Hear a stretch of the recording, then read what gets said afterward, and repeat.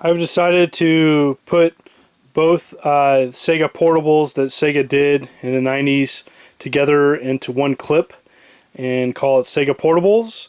And this chapter we will be discussing the Sega Game Gear, followed up with the awesome Sega Nomad. And so we'll start with the Sega Game Gear. Sega Game Gear was competed with the Game Boy and some would say Game Boy Color of the time. And it really was, the closest thing I can compare it to would be a portable Master System, though the engine was a little bit different. And there is a lot to Game Gear. First things first is that there was many accessories made for the system. I am showcasing just a few of them. There was a travel case. You could able to carry several games and accessories, and the accessories varied from a magnifier. Some even had a magnifier and a light. This funky device was a Game Genie. Obviously, with little books, you could do codes on your system. This back then would be awesome. Now it's useless, but it's a TV tuner. But you know, definitely really kind of neat that that's one of the cooler accessories that they released back in the day. They made a cigarette light adapter. Obviously, this is very useful. Is AC adapter into the wall, save you some batteries. So let's look at the Game Gear. So Game Gear screen resolutions and kind of a nice design. I always liked the Game Gear. You know, again, it was relatively successful. I actually compared its success to the PSP. Both sold really decent, just not as much as a competitor. It took, look in the back here, it took 6 AA batteries and went through them pretty fast because it was color. Nice to have a standard headphone jack. Had a volume control, an extension, kind of like a link cable, and various things. One of the other cooler accessories that I do have, but I can't seem to find because it's stowed away in storage, is they made an adapter that you could, an aftermarket adapter that made you play Master System games. Very cool accessory. I totally recommend that, by the way. I just wish I had it to show. There is several models of the Game Gear. I'm going to show you 3 definitive ones. And that's the standard gray Game Gear that almost everybody had. And that's the one you typically find. You should not pay a lot for these. These are cheap. I have paid as little as $1 for them. Now, I don't know about $1, but you know, they're fairly durable. I would, you know, like I said, I'd say a good price on one would be like 10, 15 bucks. Don't pay more than 20. They're everywhere. And typically you can find them with a couple games. Obviously games makes one cost more, but don't pay a lot for them. Next one, it was a sports model that came out, kind of a cool looking blue. Came with a bundle pack in. These are kind of neat to look at. It doesn't make the games look any better though. And so, but definitely kind of a neat color. And then Majesco released a black Sega Game Gear as a re-release. Really nifty looking. And you know, again, this is the Majesco version, and very slick looking. Love the look of it. It's got a purple button, and it's just yeah.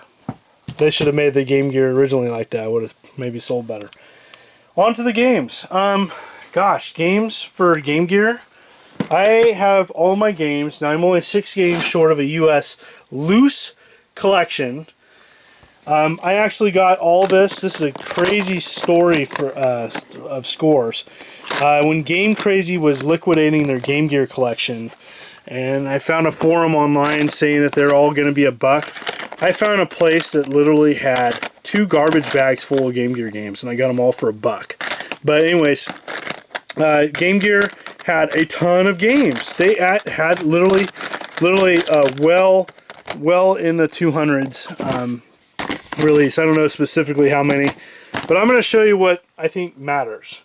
And what matters is for the older gamers, obviously the RPGs and or action games. Dragon Crystal, Axe Battler, The Legend of Golden Axe, it's like an RPG. Shining Force. This game is awesome. It does cost a little bit. Hey, the money you save on the system, it's worth finding this online and paying a little bit.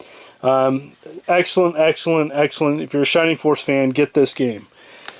Now, if you don't have a lot of money, because maybe some of you are collecting this because you're on a budget, you can't go wrong with Columns. Columns, Super Columns, awesome games. Fun to play.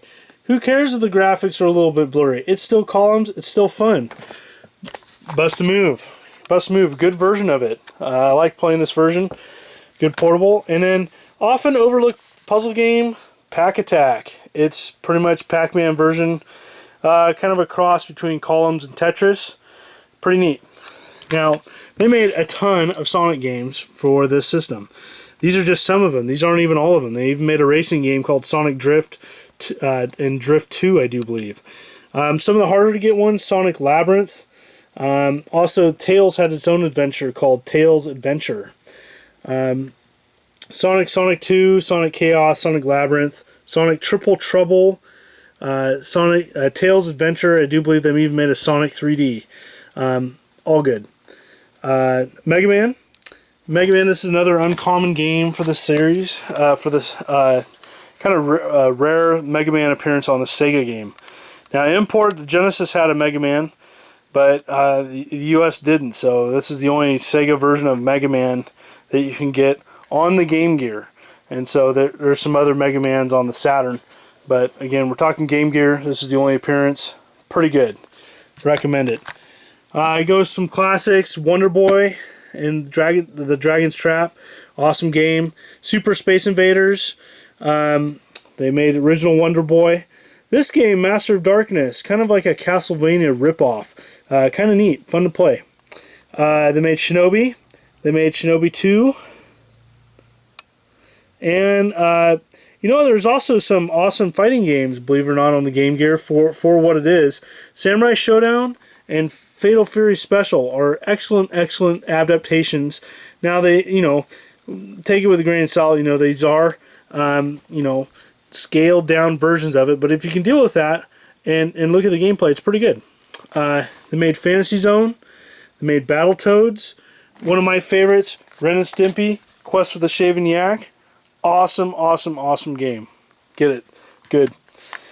And a couple classic Disney games, The Lion King and Aladdin, both decent adaptations on the Game Gear. Still fun to play. Excellent for your kids to play. You know, it doesn't have anything in it that would be offensive or anything. Now, for the oddities, Codemasters made a series of games like, you know, totally third party and unlicensed. And again, actually it was licensed, but you know, in these really funky carts. And fantastic Adventures of Dizzy, Micro Machines, and Cosmic Spacehead. Excellent, excellent, excellent. Just for oddities, you know, games that are okay. Micro Machines is actually pretty fun.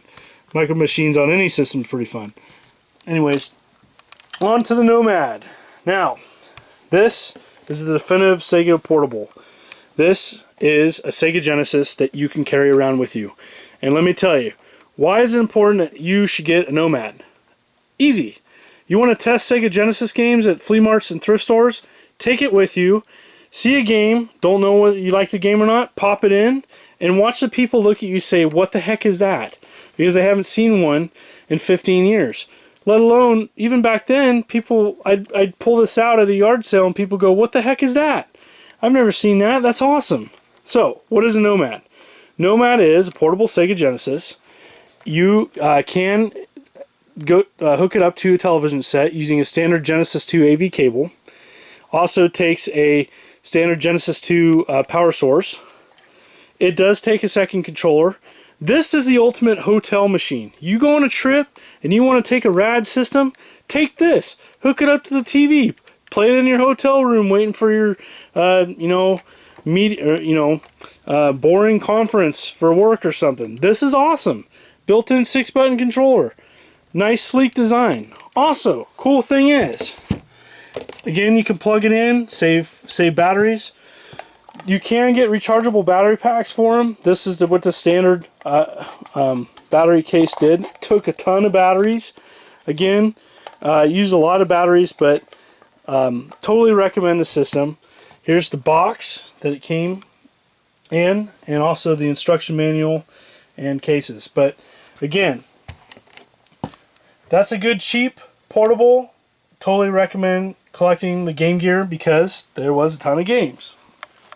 I recommend the Nomad for all your Genesis collectors out there, so you can take something on the go and test games in the wild.